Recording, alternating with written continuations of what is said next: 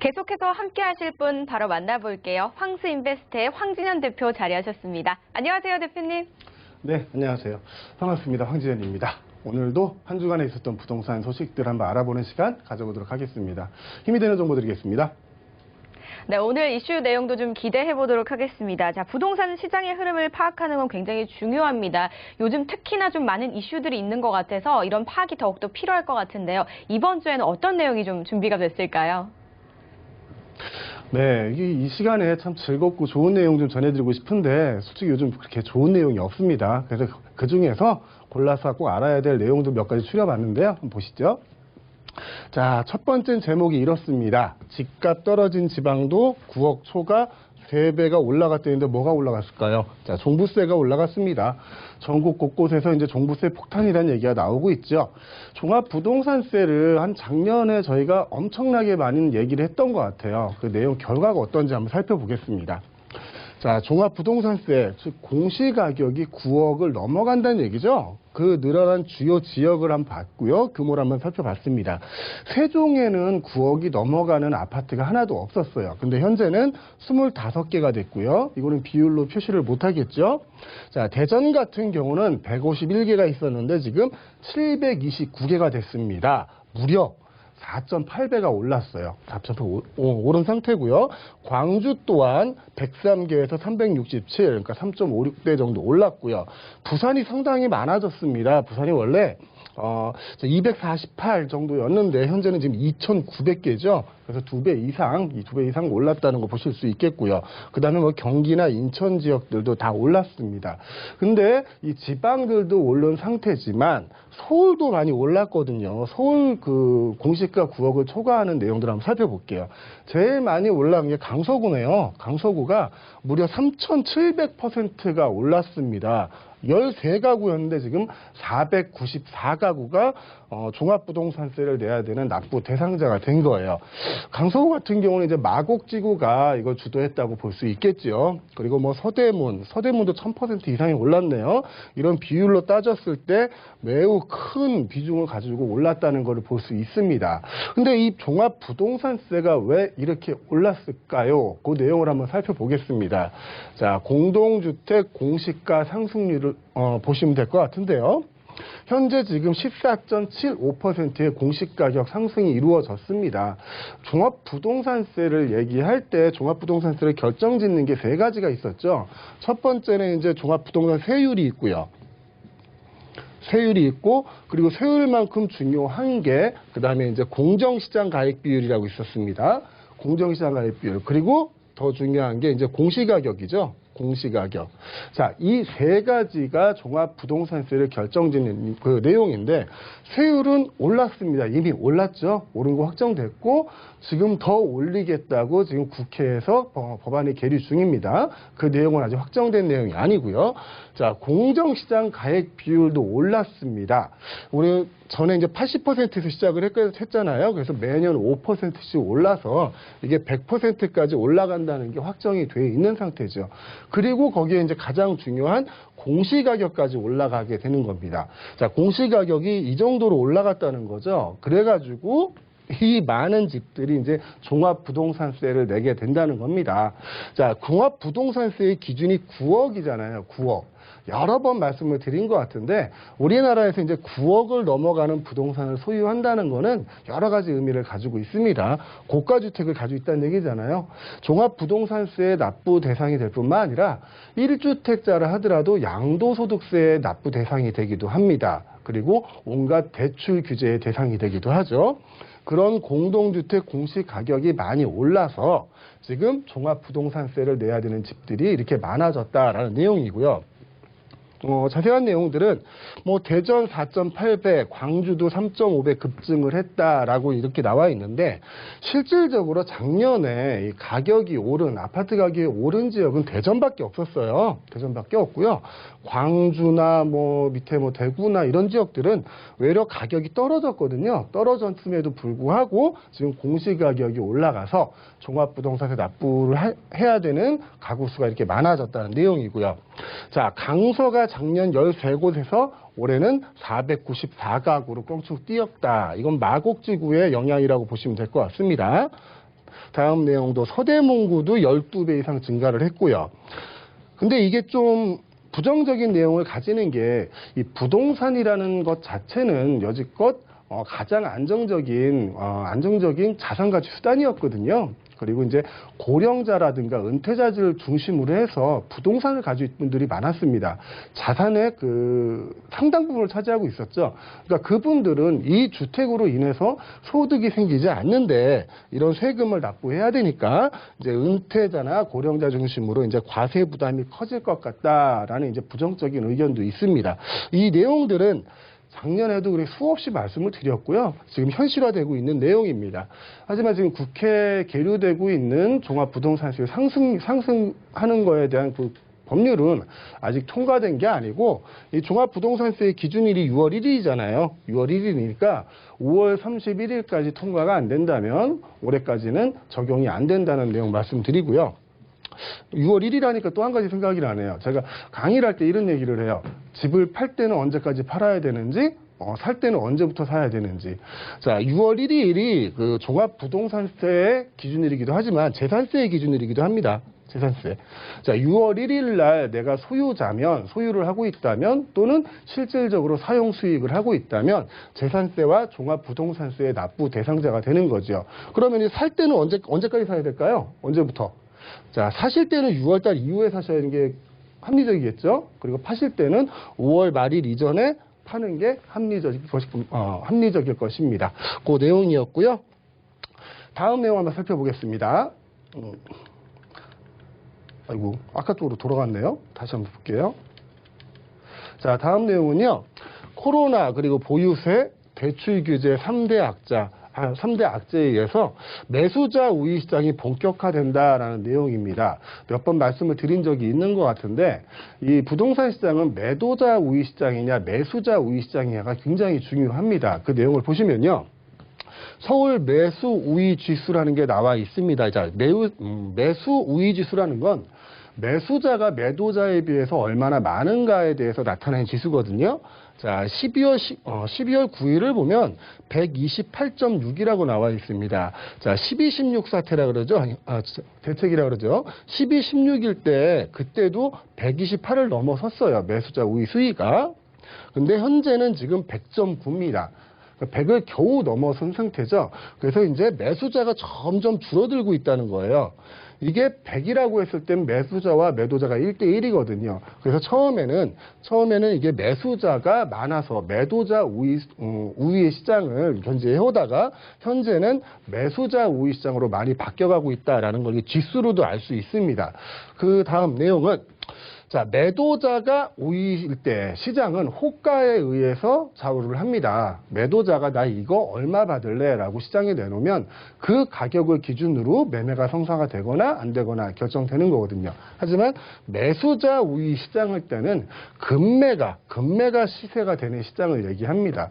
매도자가 많다는 얘기죠. 매수자가 적어지니까. 그러다 보니까 금매로 나오는 그 가격이 시세로 형성되는 걸 말하고요. 자, 지난 9일 기준으로 서울 매수 우위 지수는 가까스로 100을 넘었다고 했습니다. 그래서 이제 매수자 우위 시장으로 가는 게 본격화되는 게 아닌가라는 말씀을 얘기를 하고 있는 거고요. 자, 다주택자 종부세율과 세부담 상한을 올리는 종합부동산세법 일부 개정안 법률안, 아까 말씀드린 그 내용이에요. 이게 통과되면 세 부담이 가중돼서 주택 매도자의 매도하려는 압박이 심해질 거다라는 내용인데, 이걸 무시할 수 없는 내용이죠. 다주택자 같은 경우는, 특히 서울 안에 다주택자 같은 경우는요. 뭐 예를 들면 현재 그 반포에 아크로리버타운이라는 게 있잖아요. 거기에 이제 84평방미터짜리 만약에 두 채를 가지고 있다. 두 채를 가지고 있다 했을 때 올해 낼 수 있었던 종합부동산세가 3,800만 원입니다. 3,800만 원인데 똑같은 상황에서 이게 내년이 되면 6,300만 원이 돼버려요. 왜? 아까 말씀드렸다시피 공정시장 가액비율도 올라가고요. 공시가격도 올라가기 때문에 현재 이 부동산을 보유한다는 거는 유지할 수 있다는 능력이 있어야 되는 거거든요. 이 종합부동산세, 이 다주택자 같은 경우는 굉장히 큰 부담이 될 걸로 생각이 됩니다. 그래서 이제 매도 물건이 나오기 시작을 하겠죠. 요 얘기하니까 또 이런 생각이 나네요. 옛날에 그 자동차 큰 차를 타는 분이 있으면은, 아우, 저 유지비가 얼마 들까? 능력이 있으신 분이 이렇게 생각을 했는데, 지금은 비싼 집을 가지고 있으면, 아, 저 유지비가 얼마 들까? 이 생각을 해야 될 것 같습니다. 자, 다음 거는, 요게 좀 중요한 얘기인데요. 이제 투기과열지구 그리고 조정 대상 지역에 적용된 대출 규제는 신규 수요의 발생을 원칙적으로 막고 있다. 이래서 매도자가 가격을 떨어뜨릴 수밖에 없는 그런 조건을 가지게 된다라는 설명인데, 요거는 따로 한번 살펴봐야 될 것 같아요. 저희가 이제 부동산을 투자를 진행을 하면서 알아야 될 게 굉장히 많습니다. 굉장히 많은데, 첫째 이제 세금 알아야겠죠. 세금에 대해서는 제가 그냥 주구장창 말씀드렸잖아요. 많이 설명을 드렸으니까 세금에 대해서는 좀 뺄게요.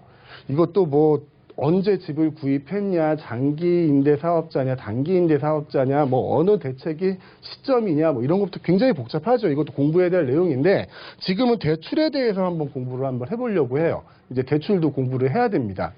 자, 우리나라에서 모든 부동산을 소유하고 있으면 딱 4가지 그 지구로 나눠집니다. 첫째는 이제 투기지역. 투기지역이 되겠죠. 그리고 투기과열지구가 있어요. 투기과열지가 있고요. 또 이제 조정대상 지역이 있습니다. 그리고 이제 비규제지역이죠. 자, 우리나라의 모든 부동산은 이 4가지로 나눠지게 됩니다. 특히 주택에 관해서는 이제 금액별로도 나눠지게 되죠. 이게 15억을 넘어가느냐, 9억에서 15억 사이에 있느냐, 그리고 9억 이하냐, 이렇게 이제 금액에 따라서도 이제 계층을 좀 나누게 돼 있어요. 이 지역과 금액에 따라서 받을 수 있는 대출이 다릅니다. 그 내용을 한번 살펴보려고 그래요. 그러려면 이제 말뜻을 좀 아셔야 될 것 같은데, LTV라고 많이 들어보셨잖아요. 이 LTV는 담보 인정 비율이라는 얘기거든요. 만약에 LTV가 50%다라고 했을 때 내 집이 10억이다. 그럴 땐 5억에 대해서 담보대출을 받을 수 있다. 이런 개념으로 보시면 됩니다. 자, 이 지역들마다 LTV가 다 달라요. 어떻게 다른지 한번 보겠습니다. 이렇게 나눠볼게요. 자, 일단 15억을 넘어가는 그 주택을 소유하고 계신 분들은 투기지역과 그 투기과열지구에서는 대출을 아예 받을 수 없습니다. 받을 수 없고요. 이 조정지역은 50%와 30%로 나눠지게 돼요. 이 내용이 뭐냐면은 9억 이하일 때는 50%를 받을 거고요. 그 이상일 때는 30%만 받는 거예요. 그리고 비규제 지역은 그대로 70%를 받을 수 있습니다. 자, 그리고 또 9억에서 15억 사이일 때 투기 지역과 투기 과열 지구는요, 40%와 20%의 적용을 받습니다. 이건 어떤 내용이냐면 9억이 넘어가서 15억 사이에 있는 부분, 거기는 20%만 DTI가 적용될 거고요. 9억 이하인 경우는 40%의 DTI를 적용한다는 얘기예요. 근데 이건 조정지역에서는 역시 50에서 30% 적용이 되고요. 비규제 지역은 70%로 그대로 적용이 됩니다. 자, 9억 이하일 때도 중요한데요. 9억 이하의 주택들이 요즘 많이 거래가 되고 있잖아요. 9억 이하일 때 투기 지역 그리고 투기 과열 지구일 때는 40%의 DTI를 적용받게 됩니다. 그러니까 9억짜리 집을 사게 되면 3억 6천만 원만큼만 담보대출을 받을 수 있다는 얘기예요. 그리고 조정지역에서는 50%입니다. 조정지역 자체 내에서는. 그리고 비규제 지역은 역시 70%고요. 자, 부동산 투자를 하면서 참 공부해야 될 내용이 많습니다. 이제 대출에 대해서 한번 정리를 해봤습니다. 기억해 두시고요. 다음 이슈를 한번 살펴볼게요. 자, 부동산 시장 당장은 몰라도 충격이 불가피하다라는 제목인데, 이거는 코로나 사태 때문에 지금 나온 내용이에요. 자, 시중에는 돈이 넘치고 제로금리가 예상되는데 안전자산으로 더 몰릴 것이다라는 예상이 있습니다. 상당히 일리 있는 얘기죠. 현재도 이제 금리를 많이 낮춰서 시중에 돈이 많이 있고요. 앞으로 그 3기 신도시 개발 그 토지보상금 때문에 현금의 시장에는 유동자금이 굉장히 많을 거예요. 근데 유동자금이 많은 대신 투자할 곳은 별로 없는 거죠. 은행에 넣어봐야 제로 금리일 거고요. 현재 뭐 금융시기도 실물 경제도 어려운 상태니까 안전자산인 부동산 쪽으로 더 몰릴 것이다라는 게 대체적인 예상인데 이 코로나 때가 이제 장기화됐을 때가 문제거든요. 장기화됐을 때는 일단 뭐 소득이 줄어들겠죠. 기본적으로 소득이 줄어들고 고용도 불안할 것이고요. 소득이 줄어들다 보니까 이제 소비도 위축이 될 거고요. 그러면 결국 이제 실물 경제 전체가 타격을 입게 되지요. 그러면 부동산 시장도 자유로울 수 없을 것이다라는 얘기고요.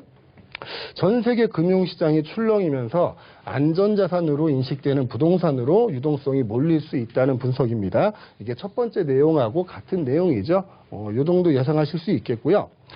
이게 4월 이내에 진정되지 않는다면 금융시장하고 실물경제에 굉장히 큰 타격을 줄 것이다. 그러면 이제 부동산 시장으로 이 효과도 전이될 수 있다라는 게 이제 전문가들의 의견입니다. 대부분 맞는 얘기인데 이걸 어떻게 예상을 할 수 있을까요? 처음에 이제 코로나 사태가 시작된다는 것도 예상하지 못했던 건데. 근데 이렇게 좀 생각해 보실 필요는 있을 것 같아요.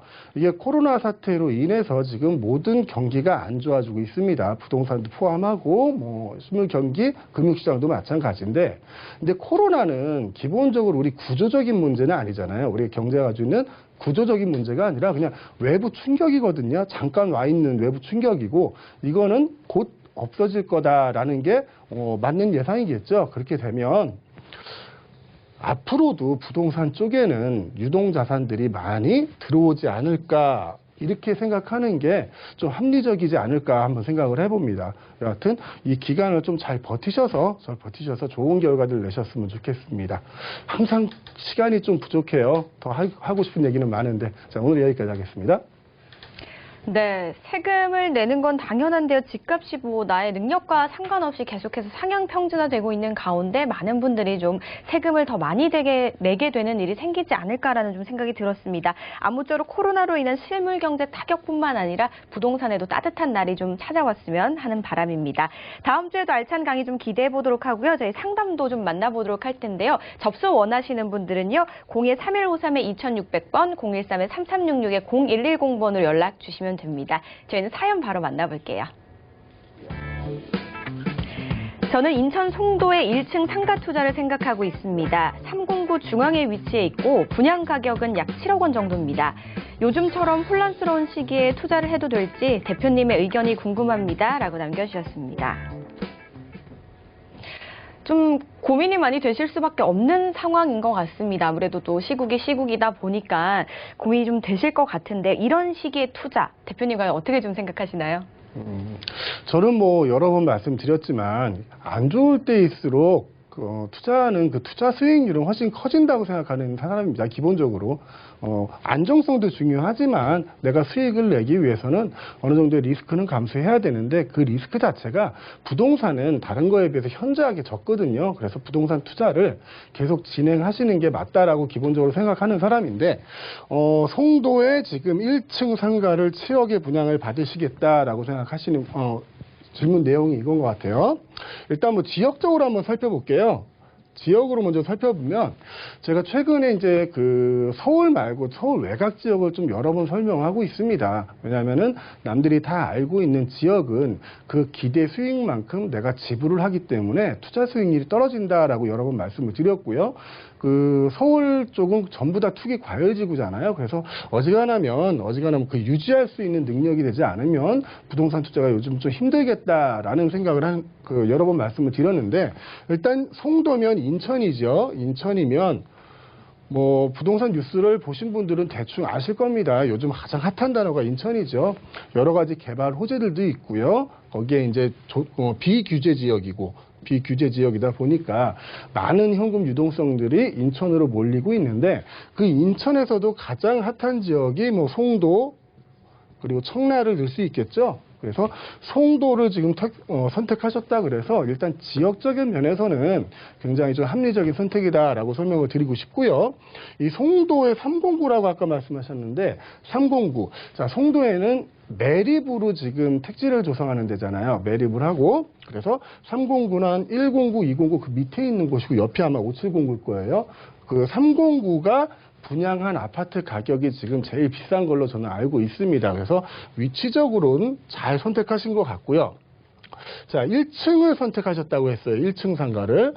자, 상가를 투자하실 때 가장 조심해야 될 게 공실률입니다. 공실률을 최소화시키는 거죠.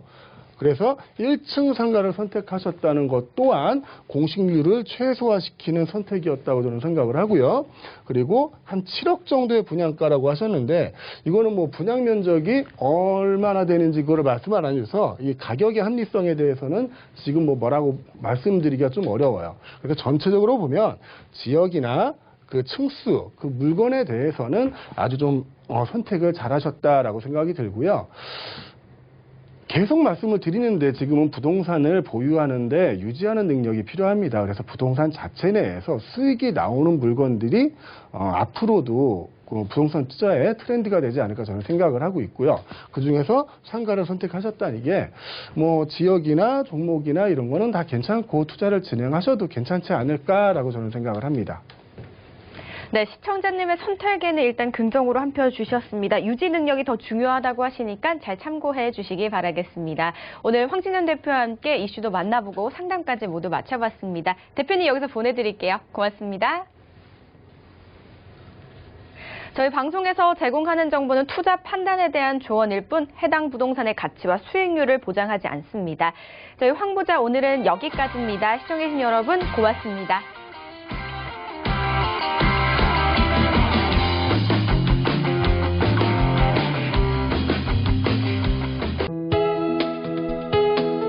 본 방송에서 제공하는 부동산 정보는 투자 판단에 대한 조언입니다. 방송에서 제공하는 부동산 물건의 가치, 가격 상승 및 가격 하락에 대해서는 방송사에서 보장하지 않습니다.